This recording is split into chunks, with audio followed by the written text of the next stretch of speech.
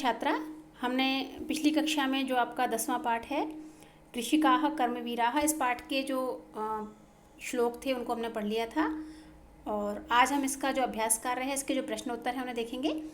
तो आइए शुरू करते हैं। कृषिकाः कर्मवीरा, इस पाठ के प्रश्नोत्तर। पाठ में किसानों के जो महत्व है, उनका जो कठिन परिश्रम है, उसके बारे में बताया गया था। तो इसी से संबंधित जो प्रश्नोत्तर हैं उन्हें हम करते हैं। जो प्रथम प्रश्न है वो है उच्चारणम कुरुत। इसमें हमें उच्चारण करना है। जो कुछ नए शब्द इस पाठ में आए हैं, पहला है सूर्यस्तपतु जीर्णम शीतकालेपि वारयितुम ग्रीष्मे सस्यपूर्णानि पदत्राणे कंटकावृता क्षुधा तृषा कुलौ। इस प्रकार ये कुछ नए शब्द हैं जिनका हमने उच्चारण किया है। आप भी इसके उच्चारण करने का अभ्यास करें। अगले प्रश्न की ओर हम बढ़ते हैं। जो द्वितीय प्रश्न है वो है श्लोक अंशान योजयत। इसमें हमें जो श्लोक के अंश हैं, हमने जो पाठ में पढ़ा था, इनको हमें योजयत यानी कि जोड़ना है इसके अर्थ के अनुसार। तो हमने जोड़ दिया है। जो एक रंग है उसमें हमने उन्हीं श्लोकों को रखा है जो उसके जुड़े हुए अंश हैं। गृहम जीर्णम न वर्षासु वृष्टिम वारचितुम क्षमम। ये पाठ में दिया गया था कि घर पुराना होता है और उसकी जो बारिश होती है उसको वो नहीं रोक पाता है। हलेन च कुदालेन तौ तु क्षेत्राणि कर्षतः। हल और कुदाल से वो खेत को जोतते हैं। पादयोः न पदत्राणे शरीरे वसनानि नो। पैरों में उनकी चप्पल नहीं होती और शरीर पर कपड़े नहीं होते हैं पूरे। तयो श्रमेण क्षेत्राणि सस्य पूर्णानि सर्वदा। उनके परिश्रम से जो खेत होते हैं वो सस्य पूर्णानि यानी हरे भरे हो जाते हैं। और धरित्री सरसा जाता या शुष्का कंटकावृता। वो जो धरती पहले सूखी और कांटों से भरी हुई थी वो कैसी हो जाती है? सरसा जाता। ये हमने श्लोकों को मिला लिया है। तृतीय प्रश्न की ओर बढ़ते हैं। जो तृतीय प्रश्न है इसमें हमें उपयुक्त कथनों के समक्ष आम और अनुपयुक्त कथनों के समक्ष क्या लिखना है? ना। यानी जो आम ना वाला प्रश्न होता है, सही गलत वाला, वो ये है। तो अर्थ को देखकर हम इसे करेंगे। उदाहरण दिया गया है कि किसान शीतकाल में भी कर्मठता के साथ कार्य करते हैं, तो सही है ये, इसलिए आम। और दूसरा है किसान हल से खेतों को नहीं जोतते हैं, तो ये बात गलत है क्योंकि वो जोतते हैं, इसलिए क्या आ गया यहाँ पर? ना। और फिर है प्रश्न का पहला भाग, कृषकाः सर्वेभ्य अन्नम यच्छन्ति। किसान सभी को अनाज देते हैं, ये बात सही है, इसलिए आम। दूसरा, कृषकाणाम जीवनम कष्टप्रदम न भवति। जो किसान होते हैं उनका जीवन कष्टप्रद नहीं होता है, तो ये बात गलत है क्योंकि उनका जीवन बहुत कष्टमय होता है, इसलिए यहाँ पर क्या आया? ना। तीसरा है कृषकः क्षेत्राणि सस्यपूर्णानि करोति। किसान खेतों को सस्यपूर्णानि करोति यानी हरा भरा कर देता है, तो इसमें क्या आएगा? आम, क्योंकि वो हरा भरा करता है खेतों को। शीते शरीरे कंपनम न भवति। शीतकाल के समय शरीर में कंपन नहीं होता है, जबकि होता है, इसलिए क्या आएगा इसमें? ना।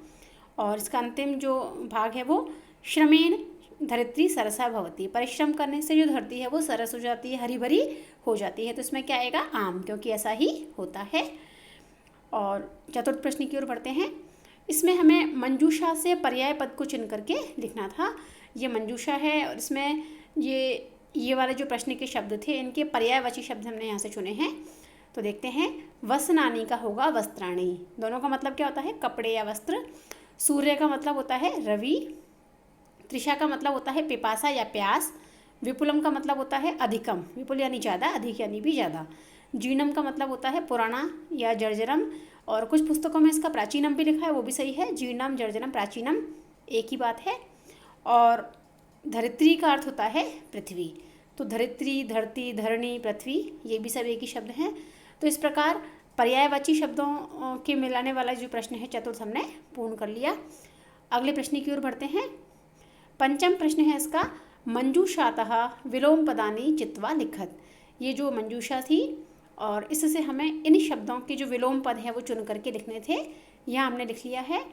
सुखम का विलोम क्या होता है? दुखम। बहुत ही साधारण है, आप सभी जानते हैं। दूरे यानी कोई चीज़ दूर होती है, उसका क्या होगा? पार्श्वे। पार्श्वे यानी पास में, निकट। निर्धनम का क्या होगा? धनिकम, यानी कि जो गरीब और अमीर जो होते हैं ना, वही है ये निर्धन और धनिक। क्षमम का होता है अक्षमम। क्षमम का मतलब होता है एबल होना, समर्थ होना, और अक्षमम का मतलब होता है किसी चीज़ में समर्थ ना होना।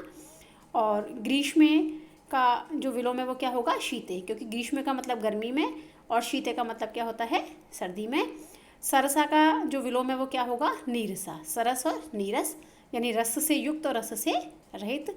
तो इस प्रकार हमारा जो पंचम प्रश्न है वो भी पूर्ण होता है। षष्ठ जो अंतिम प्रश्न है उसमें हमें प्रश्नों के उत्तर लिखने हैं। कृषिकाः केन क्षेत्राणि कर्षन्ति, जो किसान होते हैं वो किस से अपने खेत को कर्षते हैं, जोतते हैं। तो हमने पढ़ा था कृषिकाः हलेन कुदालेन च क्षेत्राणि कर्षन्ति, किसान हल और कुदाल से अपने खेतों को जोतते हैं। दूसरा प्रश्न, केषां कर्मवीरत्वं न नश्यति, किनका कर्मवीरता का गुण नष्ट नहीं होता है। तो कृषिकाणां कर्मवीरत्वं न नश्यति, किसानों का कर्मवीरता का गुण नष्ट नहीं होता है। श्रमेण का सरसा भवति, परिश्रम करने से कौन सरस हो जाती है। तो इसका उत्तर है श्रमेण धरित्री सरसा भवति, या धरित्री हो गया, जबकि इसका उत्तर है धरित्री, जो पुस्तक में लिखा है ना, धरित्री सरसा भवति।